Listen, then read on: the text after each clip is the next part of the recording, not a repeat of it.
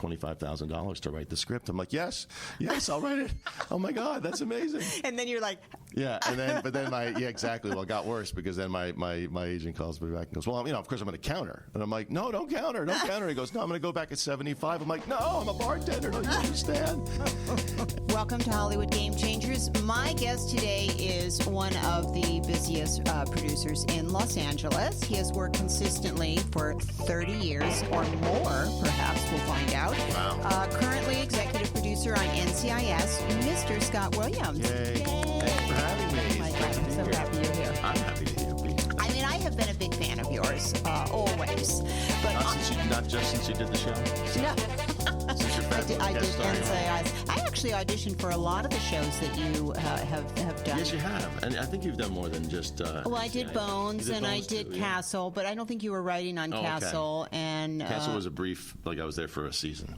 Brief season. Later, yeah. Yes, we'll talk about Great that. experience, but just 1 year. Yeah. So let's just go back a little bit to.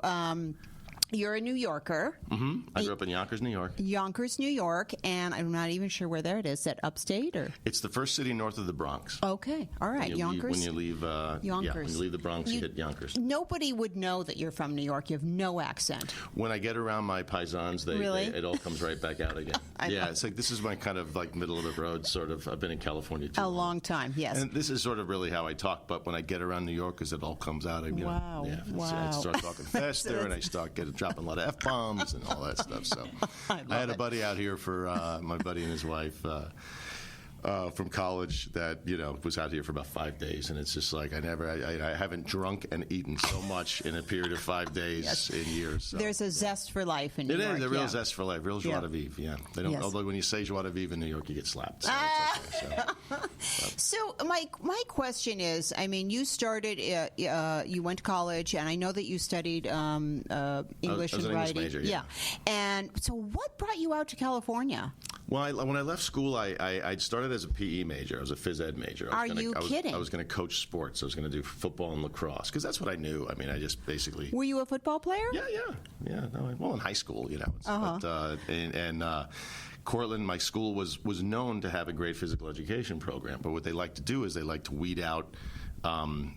Freshman PE hopefuls by making them take lots of basic science and all that stuff. So I promptly flunked out. My first semester, I got a 109, and the dean looked at my report card when I went up to appeal and said, "Wow, geez, 2 D's and F. Well, you got an A in freshman English. You be an English major. I'll let you come back." Wow. So really, Dr. Robert Woods, the late Dr. Robert Woods, responsible. Saved my life. Yes, he's the game changer. Dean Weber. Yes, Dean Weber, almost like Dean Wormer, but he saved my life and made me an English major, and I got through still by the skin of my ass. Or as my father said, when he was waiting for me to finish the appeal, he's killing 2 packs of Marlboros in the parking lot waiting for me to finish appealing, where it's like a matter of I'm either going to get back in school or I'm going to go clean out my freshman dorm. And I'm like, Dad, it worked out. He let me back in. He goes, that's great. I go, I'm an English major. He said, what the hell can you do with an English major? Because my dad was an Air Force man. He didn't know from college and stuff. So I said, well, Dean Weber says I could go to law school if I wanted to. He goes, law school? You couldn't be a gym teacher. What the hell are you doing? I'm not going to.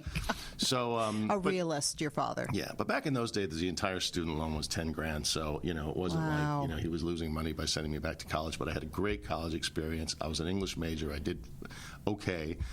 But mostly enjoyed life as a bartender and a radio DJ and all that stuff. So when was going to graduate, my real quiet, silent dream that I had never discussed with anybody, except maybe my sister, but she knew all my secrets, was to be an actor. So when I told everybody I'm going to go to New York and be an actor, I may as well have said astronaut. They were like, where did this come from? Right. So I went to New York and promptly, actually one of the professors that failed me that freshman year said, so what's your plan now, Mr. Williams? He was in my bar in New York, in Cortland, in upstate New York. Devereux Kennedy was his name. He taught sociology. So what's your plan now? And he was the only person. I said, I'm going to go to New York and be an actor. And he goes, I could actually see that. And then, because I was tending bar, he said, this skill will serve you well down there. And I was like, oh, but yeah, what are you talking about? I'm going to be famous in 2 years. I'm not going to need bartending. So anyway, so I went to New York, went to the neighborhood playhouse, studied with a guy, Greg Zittel, who went out to be my mentor for years. Did lots of, plays and, the right, sure. soap under fives and stuff. And then eventually, thought, well, if I'm going to do this seriously, I was about to turn 30 as 1990 approached. I said, I got to go try L.A. So some buddies of mine that I'd done a play with and my girlfriend at that time, we all moved west. And, and I was bartending the whole time I was in New York, so I promptly got a bartending job out here. Though I got some commercial work, which was nice. But ultimately, I started a little theater company of expat New Yorkers who they all came to me one time. What I would do is I'd say, go pick out a one-act play, like a scene showcase. Go pick out one act, and we'll put them up in the What Globe. was the name of the theater? The Globe Theater, which is behind Hugo's in West Hollywood. Oh, I remember that. Remember, the Shakespeare. They did Shakespeare there. Thad Taylor. Thaddeus Taylor was the guy. He was a lovely man. And I may have done that showcase. Yeah. No, it wasn't actually his showcase. It was our own theater company, but lots of people were doing showcases at that place. It was like this little mini Shakespeare Globe kind of thing. And so the way I would do it was I'd just throw our hats over the wall. I'd collect $100 from everybody and book the theater and say, okay, we have a month to put a show together. Let's go. And then at my own little word processor at home, I would make flyers and do all that stuff. Me and my buddy Greg were sort of the two people running the thing. But a week before we were opening, a group of actors came and said, we don't like the play we chose. We don't like each other. Can we get our money back? Now, as a bartender, I probably had that $600 in my drawer. But my ego was like, no, wait, just give me one night. And I pulled out this old IBM Selectra that I had with the ball. Remember the typing with the ball? Yes. And I wrote basically what amounted to a 5-page SNL sketch for 6 people. But 2 pages into those 5 pages, it was I always describe it as the first time that the applause came from within. Wow. I was like, oh, this is funny. Oh, this is good. Oh, I like this. Oh, look at me. And then the next day when they read it and liked it, I was like, forget about it. And then once we put it on stage and an audience saw it and were laughed in the right places, or at least smiled, it was like heroin. So I took every screenwriting class I could get my hands on. I took UCLA, extension classes, John Truby, Robert McKee, all the greats. But and then just basically the next 3 to 4 years of my life was writing all day and bartending all night and dating Catherine, my now wife. Right. So that was it. So that's sort of what got me started in writing. That's fascinating, the little happy accidents that happen. Yeah, a lot of happy accidents. And I always tell people when they look for the roadmap to success, I'm like, happy accidents, man. Just keep your eyes open for opportunity. Exactly. Be prepared when the opportunity comes. Watch the road signs. Yeah. So in that time, back in that day, you would write scripts for episodes and just, I'll write one for this show, and then it gets sold? Or did you right away get onto a show? No, it took years.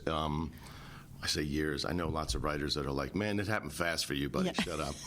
It did happen fast. It did. Because once I started writing, people said, wow, this is really, you might have a thing here. And then I was going to write my Rocky, I was going to write myself my dream role. And then ultimately the writing just supplanted the acting, where it was I was getting commercial. I got a commercial audition one day to go.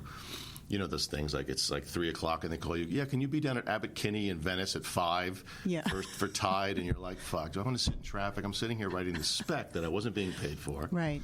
I had a bartend later that night, and I was like, and I called him back. I just said, you know what? I'm not going to make that audition, and frankly, don't even send me out at all anymore. So I just stopped acting. Wow. Anyway, this is just answering your question. Oh, I wasn't writing episodic right away. No. So for years, I was writing screenplays, just full-on movies, and then sending them out all over town and getting rejected all over town, all while bartending at a place called Harvell's in Santa Monica. And then one day, Sean Penn came into the bar with one of these regulars, Vince, great guy. And I, shot the shit with them for a little while, and then Sean left, and I grabbed Vinny by the collar. I was like, "Do you got to hook a brother up?" I have a script that Sean is perfect for. He can star in it. He can direct it. He can rewrite it. I don't give a shit. I just need a break. He's like, all right, I'll give it to him. So he took it and ended up not giving it to Sean because, in his words, Sean doesn't read anything he didn't write or something like that. But I indirectly owe Sean Penn my career, and I've always been a fan, and I remain so. But because a woman that knew him got a hold of my script, and she came in, someone that you would never associate with Sean or Vinny, and said, hey, do you need an agent? This is really good, and I work for a little production company. We don't make movies like this. It was like a cop murder mystery kind of thing.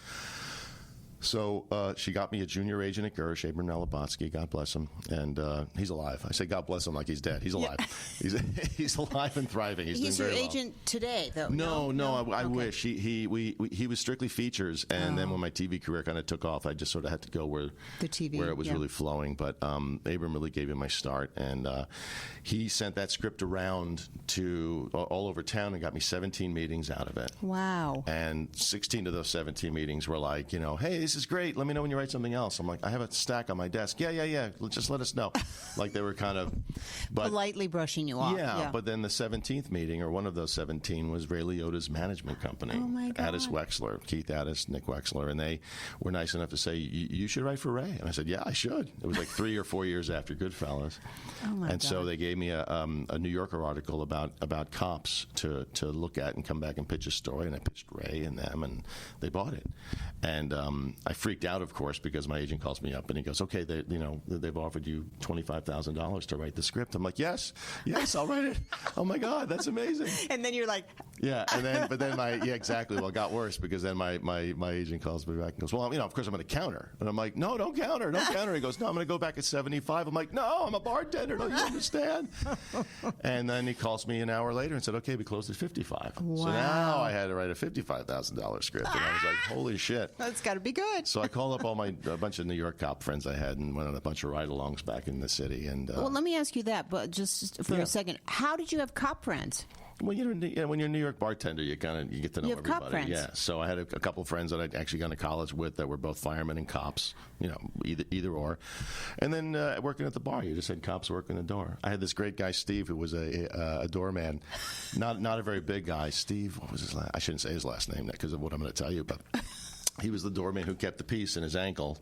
But he was a transit cop, and he also used to get, somehow he would get shoes that fell off a truck. So every so often he'd pull up, and I remember he had this Cadillac and it had a wooden bumper on it. And he'd pull up to our bar and he goes, Scotty, get out there. He goes, I got Italian leather shoes you wouldn't believe, $50. There's the New Yorker. There it is. So that was Steve. But anyway, so I knew cops. I knew lots of cops. So I went on some ride-alongs with them and got some ideas for the script that I was basing on this article. And but I was truly freaking out inside of like, how the hell am I? This kid from Yonkers worth $55,000. And I went to my mentor, Greg Zittel, who had been my acting coach for years and had written a play that I started and stuff, or acted in. I starred. And I just told him the whole conundrum of like, man, fuck, I got to be better than I've ever been. Who the hell am I? What am I doing? And he was like, yeah. And he goes, yeah, I can imagine that pressure. That's serious. That's really serious. No help whatsoever. Right. So then he goes, well, hang out for class, and we'll go out for a drink later. So I'm sitting in his acting class in the back, just like looking around, like looking at girls. But you know how acting coaches coach with you're a teacher. You give a lot of as ifs. It's as if your father's baked brownies and whatever. So he was giving an as if to a pair that were doing a scene study, a scene, and without even looking back at me, he goes, "It's as if somebody's paying you, I don't know, $55,000 to write a movie." I love it. And I was just like, suddenly I perked up like he's talking about me. And he just says, he goes, you got to understand something. And I get that basically he didn't know what to tell me in the moment, but then it percolated with him, and then he decided to use it as an example. And somehow he made it germane to whatever they were doing, too.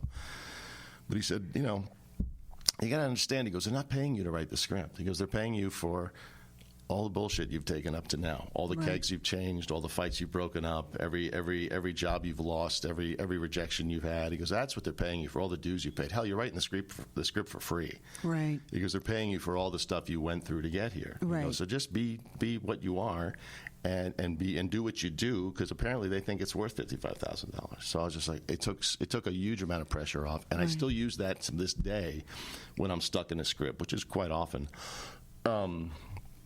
I'll remember just going, okay, just do what you do. Just breathe and just, take a path and see if it works. And if it doesn't work, you'll try something else.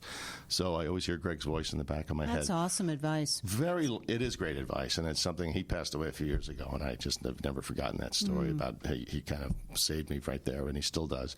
But the answer to this very long story, answering your question is, I love the stories. When I then wrote Ray's movie, didn't get made. Then, but that script became a calling card for me. I got a job from Ron Howard, writing a movie for Ron Howard that never got made. I got optioned another script with Kevin Costner that never got made. So I was writing a lot of movies that weren't getting made. I was getting paid. But you were getting paid. Yes, which was the good thing. Yeah. And then I reached a crossroads in my life, which we might talk about later, when Shane was born, where I said, I need to make a lot of money. I got to do better. I got to pay for his medical care and all that.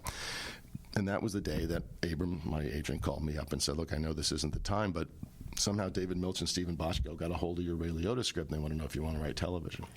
For NYPD Blue. For NYPD Blue. Oh, my God. So, that was like, and stupidly, when I finally did meet with Milch about a month later, he was saying, I like your script, I like that, I like this, I think you do pretty good. He goes, I like your writing, I like the fact that you attended bar even more for 12 years. He goes, you've seen people at their worst, it's a good thing. So I was super happy, but then he said, so what do you say, you gonna join us, you want to write television? And the idiot in me just went, I was afraid. I just said, well, I've always been more of a feature guy. And he goes, really? Well, when's the last time you heard roll 'em? Which is like this antiquated phrase. And I was like, never. And he goes, well, come with me. You'll hear roll 'em every day. Oh, my God. So thankfully, he gave me an NYPD Blue to write, which then he liked enough to put me on the staff of Brooklyn South, which was this short-lived one-season episode. But that was 97, and I've been very... You have been working ever since, from show to show to show. Let me just share. Yeah, I've been bouncing around. You can tell me. Crossing Jordan. Great group. I was only there for a season, but wonderful group. Bones. Wonderful. Spent 3 years there. Can't say enough good things. The District. Craig T. Nelson, God bless him. I know, right? I worked on that show. I wasn't there for a whole season. I came in late to replace somebody, and then I got the offer of Third Watch, which was probably on your list. Third Watch. Yes, Third Watch. 3 years, wonderful. Castle.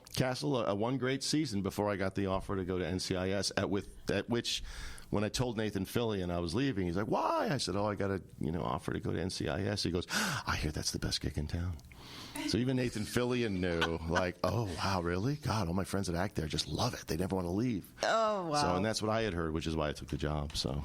And it's been fantastic. I'm in my 9th season now. It's crazy. Season. Yeah. And that show is just amazing. It is. It really is. I had judgments about it prior to going. I just wrote it off as some Navy show. I don't know shit about the Navy. But it's a really great, fun show to write and to watch.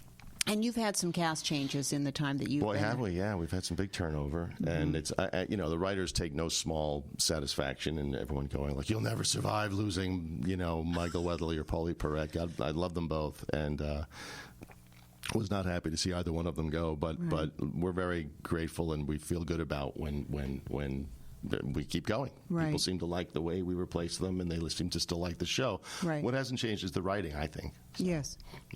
Over the years. So amazing shows and amazing career but how do you what happens? You get up in the morning and just walk us through a writer's day. So after the 23 hours of procrastination, the 1 hour of work I do. So. Yeah, share that with everybody. No, it's there's the writers. There's the day-to-day of working on this great show, which is getting up, doing a little exercise, going to work, and then spending the day basically thinking of my own episodes, but also helping my fellow writers help to break theirs. And that's in a room. And that's the producer's job, is to kind of be. When you achieve producer level and you're there to kind of help some of the other writers. You're kind of more responsible for more episodes than just your own, than the ones that you write. Got it. And yes, actually what's weird is every single show that you just mentioned has a room, quote unquote, which is like, all the writers sitting in a room or maybe breaking up into two smaller rooms and bringing stories all day long. I got to NCIS and they were like, we don't have rooms here. You just make up your own stories and then pitch them to everybody. And I'm like, oh shit, I'm screwed because I'm not that smart. So, so it's more independent work? So it's a little more independent work. Basically what you do is though you hatch more of your script on your own, and then you pitch to everybody and they throw ideas out at you versus just coming in bare going, okay, this is the episode where this character needs to do this. Let's help me spitball some ideas. Right. Those are other shows, and then also you're just on the board and everybody's thinking about your act structure and everything else. And on NCIS, you don't get to do that until you've kind of had some of the story figured out already. So, and that's the hard part is.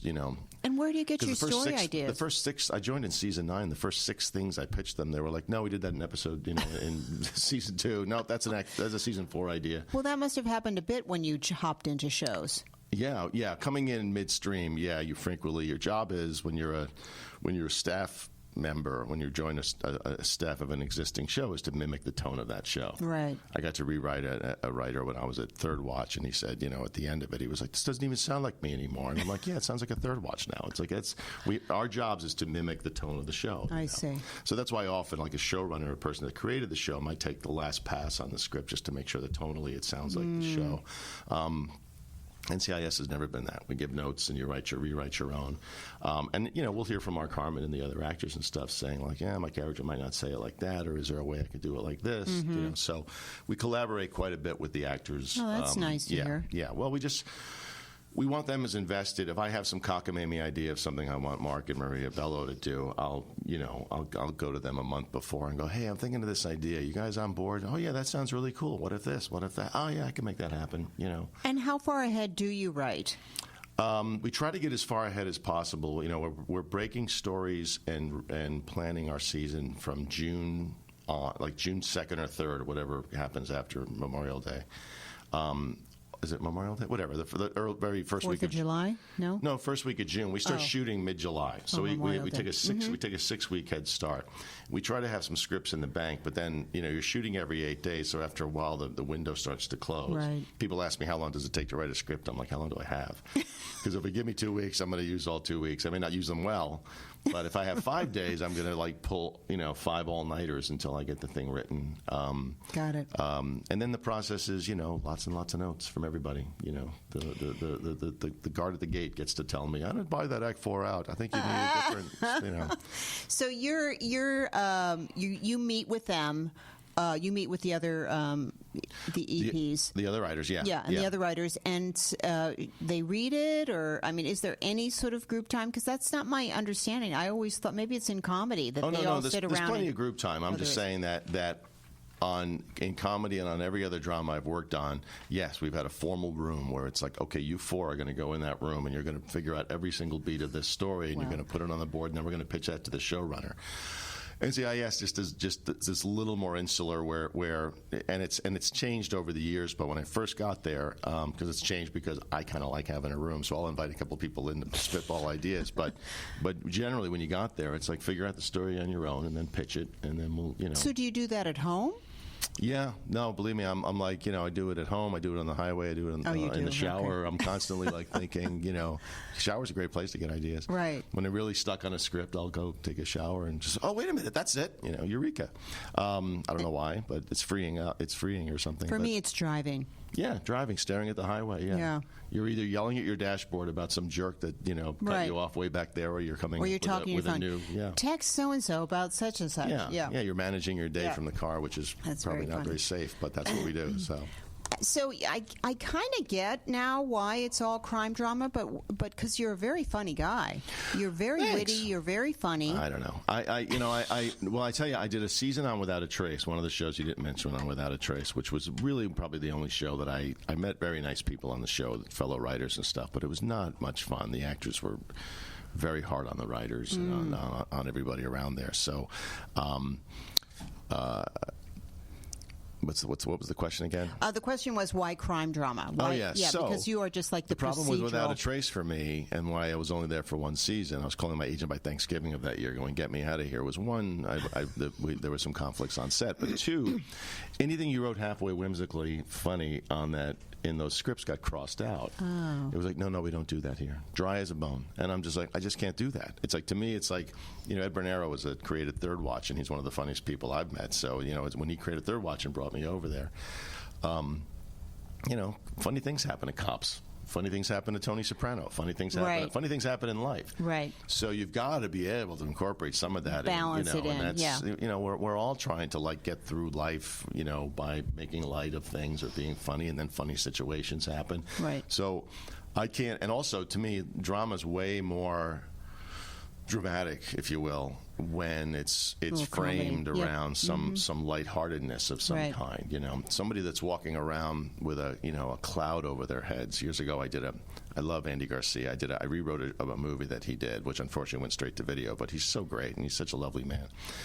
But we were talking about, playing tragedy, and like in the movie, his son had committed suicide, and and I was talking about, the understanding of not walking around when you suffered a loss like that with this like cloud over your head. I said it's actually truer and frankly I think much more tragic if that person who suffered the loss has a smile on their face and is trying to get through the day. And it's in the private moments you see them suffering, but out there, if you've suffered any kind of loss or tragedy in your life, the best they can. You don't want to walk around beating people over the head without it. Ask me about my tragic loss. You know what I mean? So you learn to kind of like comfort people and talk to them, about anything else until it comes up. I don't know. Does that make sense? It totally makes sense. That's why I loved Castle so much. Because, Nathan he's so damn funny. So, but I mean, they all are. Johnny Huertas and everybody on that show was just great. And he's a guy that. You write something, and boy, he could make it better. You know what I mean? Like, not every actor, I'll often be like, just say the line. And actually, if he'd read a good line, he'd nail it. You know what I mean? He'd know good lines and stuff. But every so often, Michael Weatherly was like this too. His ad libs, Weatherly ad lib quite a bit, but I'd be like, 90% of them are winners, but when that 10% one he threw out there, I'd be like, can you say my line? It's better. He'd be like, okay. So he's cool about that because we gave them so much freedom too. I remember on Bones, I wrote something for Stephen Fry, the amazing Stephen Fry. Yes. And he was like playing a therapist, and he's like, would you mind if I took a few liberties with some of this dialogue? And I was like, please. It sounds smarter when you say it. It sounds better. And plus, it's like, who better than, that guy to, like, rewrite you on the fly. Not all of them can do it. So that's the thing. It's like, it's a real danger when the example is set. Like the aforementioned show that I won't mention again. Our lead actor was kind of a pill, and the rest of the actors was like, well, I'll be a pill too. If he's not going to say that, I won't say this. And if he's not going to say that, then I won't say this. The tone is set at the top. Yeah, it really is. Which is why NCIS is so great, and frankly, Castle was too, because they're both great guys. Right. I mean, Harmon's such a great. He's, and you see, it also starts with the producers. It doesn't hurt. Yes. It doesn't hurt. We can't be so jerks humble. too. Yeah, we can't be jerks. No, absolutely. That's where the tone is set, I believe. Yeah. So that was my next question is, here you write a script, and what is it like to have it, it's in your head, it's on the page, then to see it come to life? Well, I often, coach newer writers and some of my fellow writers when things don't go exactly the way we picture them in our heads, which is about 99% of the time. Really? Well, because you see it a certain way, and you live with it, and you write the script, and you've seen the scene in your head and how it's supposed to look, and then, of course, a director gets it, and he or she interprets it, right? And they'll add their own interpretation to it, and some of it's very close to what you wrote, and then every so often, dictated by the constraints of your locations, right. We couldn't get you a ship, we got you a canoe. So it's like it's going to play differently in a canoe than on a ship. Sure. So, that's a little deflating at times. I just said, always tell writers, I said, you just have to really make peace with getting your heart broken and really just gain a comfort level with getting your heart broken and compromise, collaborating. Mm-hmm. It's not selling out. It's not, you stand up for your work and your words, and you let actors know, like, no. The intent of that line is this, which is why it needs to be said like this, because, this is page 20, but on page 50, this pays off. So if you don't say it right here, it's not going to make sense there, and, you do that stuff. And are you able to communicate with the actors? Harmon will pull me aside and talk to me as a producer, but generally the etiquette on set is that you don't talk to you don't supersede the director. So you kind of like, you default to the director, and you just turn and whisper to the director of like, he or she needs to understand that line is this and this and this, and then they go and they interpret what you just told them, and hopefully they land on what you said, and then hopefully the actor gets it, and then they do it. Occasionally, again, it's funny. Some of the more secure actors will just be like, just let me hear you say it. Like they don't even care. They're not, you don't want to ever line read somebody, but like the less secure actors, because I'm not terribly articulate at asking what I always admire directors that their skill is being able to give a note that enables the actor to arrive in their own way, Right. arrive upon it in their own way. Mark Harmon will give us notes very generously where he's trying to talk conceptually, and I'm just like, "What line don't you like? I'll change it." I'm trying to get to what he doesn't want to say. But when you're, but at any rate, I'm always amazed at directors that are able to do that, communicate with the actors, and I'm just not that good at it. I'm not that clear on it because I'm also feeling like, because I wrote it, I'm like, why does this require explanation? It should be very clear to the way it's written on the page. So someone like a Michael Weatherly or like other secure Right. actors would just be like, just let me hear you say it. Yeah. And then sometimes if you just push that one word over, if you lean on that one word versus another, like, changes, oh, I yeah. get it, okay, got it. Once they hear it, they're like, okay. Because I can't say, well, it's meant sarcastically, but it's meant with, it's meant with the knowledge of, you're saying this with the knowledge of that thing that happened to you on page 20. So it's like, so they'll say it. I'm like, yeah, but because you're leaning on that word. So early in my career, and some of the younger writers we have now spend that time with the actors saying all that stuff. I don't go there unless it's absolutely necessary. I'll surrender and just go, oh, fuck it, I'll fix it in post. I'll just be like, say it how you want to say it, and we'll see how it flies. And a lot of times too, myself and other writers, we have I'm always sort of trying to keep an eye on myself for whether I'm being too precious. Over the words. Yeah. So when someone says the line differently than how I wrote it, if it's basically getting the same point across, I'm fine. But if it's something that I think has a little poetry to it and actually has a rhythm, You'll say something. pentameter, I'll be like, if you guys would just hit the ball back and forth, and the reason that word is repeated, it's a purpose, because it's going to, So they'll think you made a mistake. Hey, you had me saying this 3 times in this. I'm like, that's on purpose. Hit that 3 times, and it'll sound great. You'll sound smart and like a cop, and Right, probably funny too. Yeah, and funny. So what I'm hearing is, over the years and with experience, you can let things go unless it really matters. Yeah, pretty much. Yeah, I mean, I just as you grow older in this business, you mellow a bit and you realize, like, I should just pick my battles, because I lost lots of sleep early in my career over Why didn't I do it shit that wouldn't go my way. I'd get all like, oh, this is awful, and then it would air, and everyone would say that was great. I'd be like, all right, whatever. Because actors, I mean, and I can't tell you because I do teach them, how many times actors say, well, I was always told that you have to say every word right because, the writers are in the room. Yeah, that would help. No, that would help. You're busting me here. Well, no, but here's the... It's not what I tell them, Scott. Here's the... Well, within reason. I don't mind throwing in something that's in the spirit of the scene that helps them maybe get there, If they throw in an ad-lib at the end and it's, it's any good, I won't use it if we don't hire that person, because I want them to use their own ad-lib. But... That's sweet of you. Well, you don't want to steal material. Right. But I guess when I was an actor... We used to hold the sides in our hand, and never, always, be sure to remind the people you're reading for that this is an audition. It's not a full-on performance. So you just have the pages in your hand. You can refer to them if you go up. And I see that maybe like 5% of the time now. Everybody walks in with the scene memorized, which I so appreciate the work that's put into that, and especially if it's great emotional work. Right. I get busted a lot of times because when actors read for me, and I'm one of like 6 that are in the room right now, I'll always, if they've really put the work in, whether they're right for the part or not, I'll say excellent, because I know that person has to go sit home on the freeway and beat themselves up, and if they got an excellent out of me, and I don't drop them easily, but if they've done the work, if they've phoned this thing in and don't give a shit, I won't say excellent. I'll be like, thank you. But if they've really done the work, I'll give them the feedback that I know that I, as an actor, needed, which is just appreciation for having put in the work. I think, though, that some are better than others at memorizing, and there's nothing I hate more than, and we do this in post too when we're watching our own actors, God love them, but I can tell when someone goes up.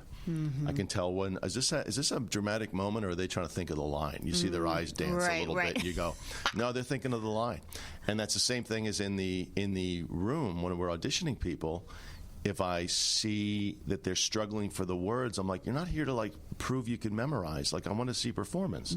So that at those moments, I don't mind if they go off book and just keep the flow. Keep the flow, and also, again, give me the emotional thing that I'm looking for, maybe in the scene, or the comedic thing, or something like that. But if they have a complete and utter disregard for what you wrote, that's really not a good idea. Well, not complete and utter disregard. I don't. I always say just add just add a little something at the end if need be. Just keep your life going. And it certainly makes you memorable. Right. Hey, let's get the one that said this. That was funny. Right. You know, it never hurts. But. You are one of the few offices that actually still hold auditions. I've heard that. Everything's taped now? Everything's taped. How do you actors feel about that? Oh, my gosh. Well, first of all, you go into the casting office, it's the casting director. There's no more meeting the director or the producers. Right.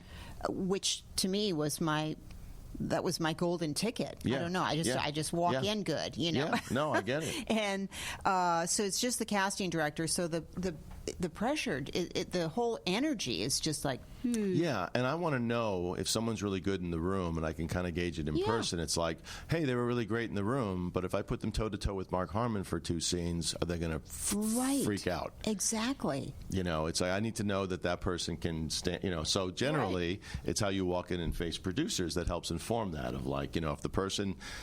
I've seen people, people in plays and brought them in for stuff, and then they have like sort of meltdowns, or they have that little quaver in their voice when they're reading, and or they're reading and really well, and you see their hands shake, and you're just like, okay, I know auditioning is hard and it sucks, but I'm responsible for bringing good actors to our show, and I want our actors to be able to play off against people. God bless you for doing that. I mean, it's really amazing that you do. I wish more people would, but they just don't simply take the time. What's that about? Is it just laziness, or is it's just time? Time. Yeah. Yeah, because they can just, watch the first seconds of the auditions, boom, boom, boom, and pick who they want. Because we'll tape and we'll watch, but then we'll give our showrunner, we'll discuss, and we'll give our showrunner our top 2.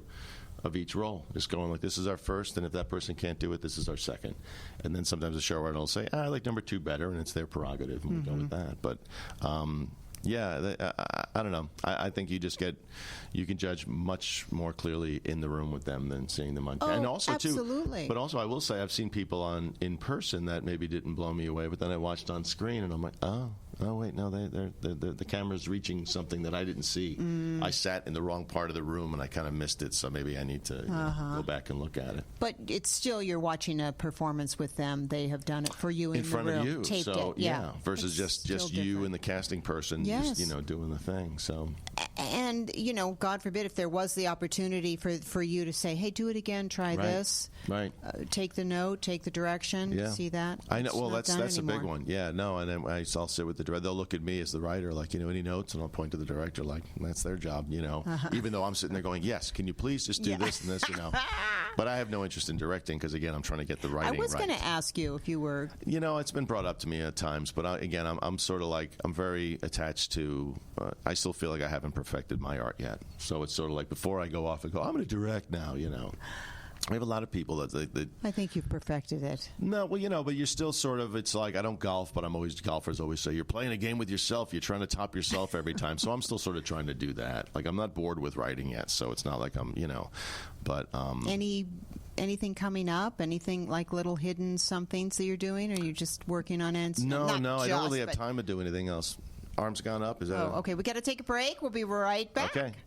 Hey, we are back with Scott Williams. So, Scott, amazingly successful career.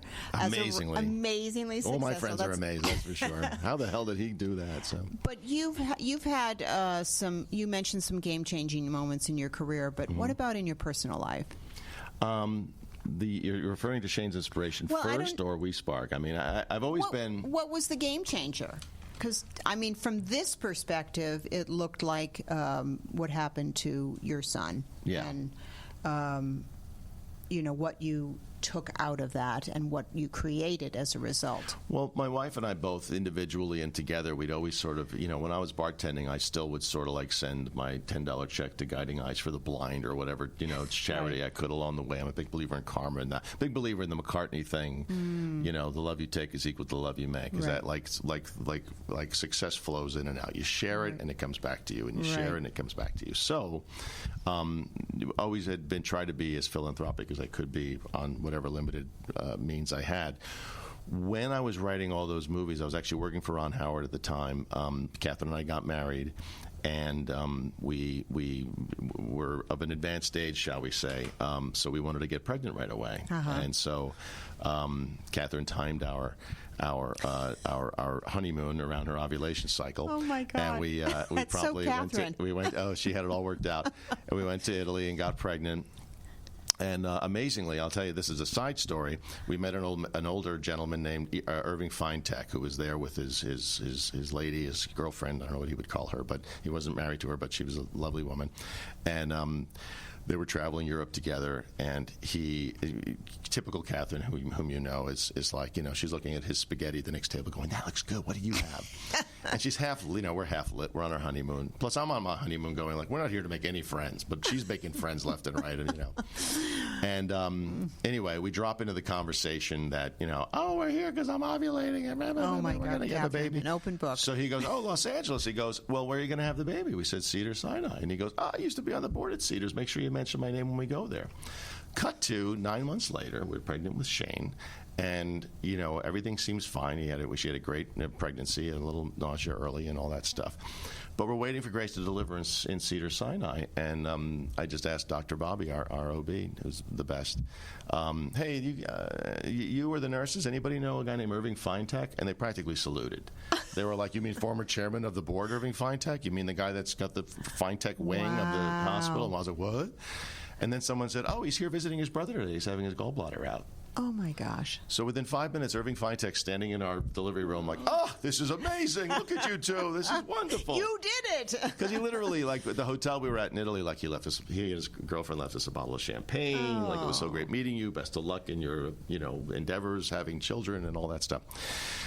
Anyway, he goes, oh, I'm so happy for you. He goes, anything you need. Just anything you need. This is a great day. He goes, I'm going to go back and see my brother. He left. That was the last we saw of Irving. Then Shane was born, and he was born paralyzed. He was born not breathing. He was born with something called spinal muscular atrophy, which is a genetic disorder that essentially left him paralyzed from about here down. And it happened in utero. There's a much crueler version of SMA where you birth a healthy child and then bring that child home, and sometime in the first few months, the child starts to slowly go paralyzed from his or her toes up. So it happened to Catherine very quickly. That Shane was kicking right up to like the 7th or 8th month, and then it was slowing down, and our doctor just says, well, he's a big baby. It's kind of tight in there. Maybe he's not kicking as much while he was paralyzed. So he was in the crash cart and brought up to the NICU, the NICU, and it was, the best day of our lives turned into like the worst day of our life. So we were in the hospital. He was hooked up to every IV and everything else. Full, beautiful 7.5 pounds baby, and but they didn't know what he had. They couldn't diagnose it. So in the meantime, I'm saying, well, we're supposed to check out tomorrow, but I don't want to stay at a hotel and visit him here. We live over the hill, and I don't want to, And they were like, don't worry about it, just stay in your room. So the good part was being able to stay in our room 1 floor above the NICU, but the bad part was being in the what do you call it? The pediatric. Oh yeah, with all the people people having babies. Yeah. It was like we got to watch all of our neighbors like come in, have a baby, balloons, yay, and bring the baby out. Right. So we endured that for about 13 days, but during which time Shane weakened, and then ultimately we had to take him off the vent. And then they did diagnose him with something called spinal muscular atrophy, which gave us a genetic thumbprint for both of us and for him to be able to detect future instances of it. Catherine, after that, had 2 more miscarriages. Obviously, we were destroyed, Right. and that was, it took me a good month to be able to work up I'll meet with David Milch now, to go write TV. Right. But after Catherine had her second miscarriage, she just said, I just want to do something that, to take our minds off it, might give her body a rest, And so we had heard about a woman that also had a child with SMA who passed away at an older age, like 3 or 4. But she built a playground where kids with disabilities could play in Connecticut. The difference being that she was able to get local community members to like literally bang nails and build like a version of a playground, a wheelchair-friendly so that her playground. child could Right. play. Yeah. So Catherine just was the one that said, I want to do that. So we took Shane's empty bedroom, which, I had repainted 50 times before he was born. I never knew there were so many shades of blue, but Catherine was like, and And so she turned that empty bedroom into an office. She got her best friend Tiffany Harris to be our co-founder, and she said, "I'm going to build a playground." And the first person she called was Irving Feintek, and he said, "I think that's a wonderful idea." And he said, and so he donated I think the first $10,000 to it. He said, "Let me introduce you to this politician and that politician, and let me introduce you to Burt Sperber. Burt Sperber's a guy you got to know." Are you kidding? Yeah, he's how we got Burt Sperber. So, so Burt had the largest, landscaping company in Southern California, maybe in one of the biggest in the country, and he became our champion as well in introducing us to local politicians that helped us plan and build ultimately after 2 years of fundraising the first not just wheelchair accessible, because the difference then was the ADA, the Americans with Disabilities Act, said you need to have a cement ramp at every playground so a kid can get there. But then the kid would roll up in the cement ramp and then what? Yeah. And then be confronted with a sand pit or wood chips pit with play equipment inside that they couldn't reach. So the idea behind these parks was to so literally Catherine and Tiffany really, while I was going to Brooklyn South every day, driving over to the Fox lot in a coma, frankly, it's like a zombie half the time, being really friendly at work and then getting in my car and crying, listening to Neil Young, Live Rust, my God. And then going home and going, "Hey, how was our day? What did we do? Oh, we met this councilman and we're going to do that and we're going to do this." So they were the two that really made it all happen. And the first one was Veteran, right? Veteran in West LA, was that the first one? No, the first actually was in Griffith Park. Okay. Yeah, they found us 2 acres in Griffith Park, which freaked us out because we're like, "Oh my God, we have to fill 2 acres." And by which time also we'd gotten Marcy, and by which time also as 99 approached, Catherine, we got pregnant with Grace, who we found out through an early amnio, basically, that she something called a CVS. Chorionic villi sampling, which not many people can say. But we found out that she didn't have the genetic disorder that Shane had, so we were thrilled, and then the name became Grace. So, but then at the same time, Tiffany got pregnant, and then our friend Marcy, who came in, was also pregnant. So everybody that worked at Shane's Inspiration was pregnant and basically had their babies within 2 months of each other. Oh my God! Yeah. So Grace turns 20 this October. And how many parks are there now? So after opening the first, this person came to us from West LA and said, "Hey, our son Aiden loves playing here with his brothers, but how do we get one closer to our house?" Well, okay, we've tapped all our friends out for money. Do you have friends with money? They said, "We do." And within a year, we'd built Aiden's place in West LA, the one you're referring to, I think. Yes. And it's snowballed ever since, and we're up to 71 parks. 71 handicap accessible. In Los Angeles, but also in, different states throughout the country. And now, thanks to the Clinton Global Initiative, caught wind of us, and they've been helping us go international. Oh my gosh! Israel, Ecuador, Sochi, Russia, where the Olympics were, the That's Special so Olympics amazing. were. Oh, yeah, it's been good to us. Here's their new T-shirt. Right? Oh yeah, there we go. Yep, their new T-shirt. Have we been on camera this whole time? Yeah. Oh my gosh. Okay. See, isn't that great? I'm looking That's at you. That's the NCIS team for Shane's Inspiration. And so it's been good to us. We've gotten way more out of it than we ever put into it. So it's it's one of those ideas it was something. What we have in our favor is that it's super not controversial. No matter what side of the political spectrum you're on, you just kind of go, it's playgrounds for kids with disabilities to play with able-bodied kids, and only a complete jerk would go I don't like that idea. So everybody's on board, which really helps. And the kids, oh my gosh, they just seem so happy. It's so great. So Burt and his wife Charlene Sperber were huge advocates for Shane's for years, and still are. At which point I became friends. Well, I've been friends with you for years, but I was also friends with Nancy Allen for a long time. And so I had lost my father to cancer in '84, my sister to cancer in 2009, and then my best friend from college last year, to another kind of cancer. So too much cancer around, and then finally Nancy was like, "Hey, we were donating to We Spark like crazy because it's just an amazing group that provides free services for families dealing with cancer, for people dealing with cancer and their families. Free services. Amazing services. Amazing services. So life-changing services. Yes. So anyway, so they put me on the board of that, and then some dummy got the idea to make me board president, and so he's board president now. I don't know how to do it though. I sit up there going, "How does this go now? Do I make a motion? Who makes a motion? You make a motion? You second it? I don't think they care. Every single meeting I have to ask, what are we doing? I'll look at the minutes. Am I doing this? So I'm not good at that part of it. But so. you're so entertaining. You're so graceful. Oh, shucks. You just are so humble, and I don't know how you find the time to do all this. I've been lucky. I've Yeah. been just really lucky, and that's again same thing I tell people: just be lucky. It's like be in the right place, because when luck happens, just be ready to try and seize it. So, Well, you have seized it. Thanks. Yeah. Thank you very much. Amazing. Thanks. We're going to play a game, so we'll be right back. So we are playing Pictionary. This is Scott's favorite game. Happens to be, I love this game. I do too. So Not many people want to play it all the time. I know, because you have to be a drawer. But you get a card. You pick the thing you're going to draw, Yep. and I have to guess. Yep. In 1 minute. So 1 would minute. somebody time 1 minute? Ready? Okay. Should I see? I haven't looked at this card yet. Here we go. You can't talk though, right? You can't. No, I can't talk. Yeah, at all. you can't It's not talk. charades or whatever that. You can't. It's not any Okay. of those. Do you want me to hold your mic? But I got to pick one of these. These are all freaking hard.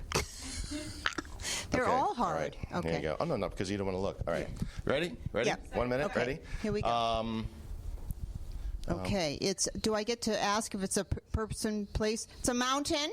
That's a car. That's a car, and it's a taxi, Uber, a Lyft, a police car, policeman, police. Yes. That's it. Police. That's it. Yeah, you got it. That was because you have Off some of that drawing silly there. thing. Jeez. All right. You gonna go now? I'm gonna go. Here's the marker. All right. I'm gonna hold up. Very fitting I'm just for gonna you. pick one. Yeah, wasn't it though? There we All go. We're gonna cross that out. All right, Judy. Give me your best. All right, I got it. Ready? Okay, here we go. Ocean. Waves. Yes. This is too easy. That was pretty so easy. good. All You right. have the record. All right. Now, do I get to go again because I won? Yeah, go ahead. Oh, wait, I won too. Oh, wait. You won too? Oh, but you won. You mean you did it like in shorter amount of time than I did? Okay, go ahead. All right. These are harder. Okay. Here, you want to just do it now? Yeah, let's do that. All right, ready? Okay, I'm ready. This requires drawing, which I'm... Okay, let's see. Three-dimensional. A seat, chair, couch, stool. Well, you're really drawing. This is good. Oh, fireplace. Yeah, mantle. What's that? I don't know how to do that. So it's a fireplace, yes? No! No. It's a table piano. Yes! Oh, good Look at job. that. That's a piano. Look, that's- Person playing the piano. I get it now. What's the sign Oh, for you were. Oh, that's it. That's it. G clef. I couldn't draw it. That was good. All right, you do another Very one. good. All right, here we go. This is so fun. You know what I love to do? I used to vet my potential boyfriends by playing games. Really? Yes. 'Cause if to they lose see- their temper, they're sore losers. they lose their they're temper, not gonna or be if good with they that other just stuff. weren't, a fun person. Yeah, you got to be able to Gotta be fun. loosen up a little bit. Oh crap. Okay. Oh, this will be easy. All right. Ready? Yep. Super easy. Mushroom. Ding. All right, do another one. 2 seconds, right? Mushroom. The hard part of this, just so you know, if you want to play it at home, is sometimes it's everybody plays at the same time. Yes, so there's they're separate hollering teams. out Yeah, stuff and all yeah, that, Yeah. And somebody's a better drawer Okay. than the other person. Ready? Uh-huh.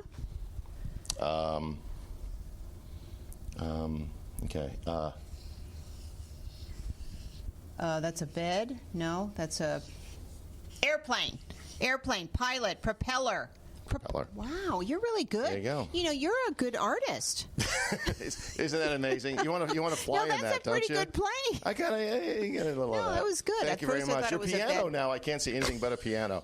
It looks nothing like a fireplace. When you gave it legs, I totally got it. Right? So, Yeah, it did look like a do we have time fireplace. for one more?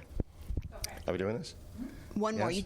You draw one more Well, why am I going again? because you're good. You were good too. You did a piano. You see me drawing pianos. I'm drawing I mushrooms. couldn't draw the clef, the All right, clef let's see what we note. got here. Ooh, this is fun. Nobody has taken a full minute. Okay, ready? Yeah. Okay, that's a cloud. Now it's a tree, and there's something in the tree. That's a woodpecker. Very good. Wow, that is That's awesome, There Scott. you go. How about that for a woodpecker? Everybody, Scott Williams, Thanks for having thank you me. so much for coming. Thanks for Is there having me. anything? I'm sorry. Is there anything Why am I that? shaking your hand? No, I don't know. Is there anything I need what? That they can look forward to or look for in the future? The big premiere of NCIS When is next that? week, Next September week. 24th. Oh my God, that's season. The Return of Ziva, 16? season 17. 17. Yes, I know, it's amazing. That is crazy. Yes, yeah. So we have a good season 17. ahead. We're looking forward to it. Awesome. Cool. Thanks All for right. having me. I appreciate Yay. it. Bye. Yay. Hi, just got a gift from Scott Williams, who's the executive producer of NCIS. NCIS team, go Shane's Inspiration.